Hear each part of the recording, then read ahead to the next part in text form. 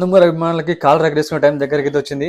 ఎందుకంటే నటసింహం నందమూరి బాలకృష్ణ గారి కొడుకు మోక్షజ్ఞ తేజ ఎంట్రీకి రంగం అంతా సిద్ధం అయిపోయింది.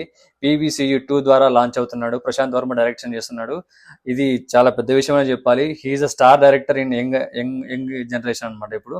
అండ్ దట్టు ఏంటంటే తను చేసే హ్యాండ్లింగ్ విధానం కానీ మూవీస్ అందుకు చాలా క్రియేటివ్ గా మంచిగా ఉంటాయి కదా. కాబట్టి బాలకృష్ణ గారు ఆ బాధ్యతలు ప్రశాంత్ వర్మకి అప్పగించున్నారు.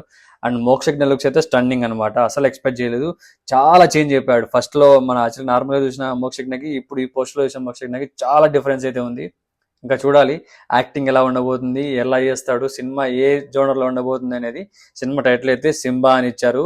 ఆ పోస్టర్ పెట్టి వదిలేశారు భయ్య. ఏంటి అనేది వెయిటింగ్ చేస్తే ఇవాళ రివీల్ అయిపోయింది. నిజంగా చాలా బాగుంది, నాకైతే నచ్చింది. మీరేమనుకుంటున్నారు అనేది కామెంట్లో చెప్పండి.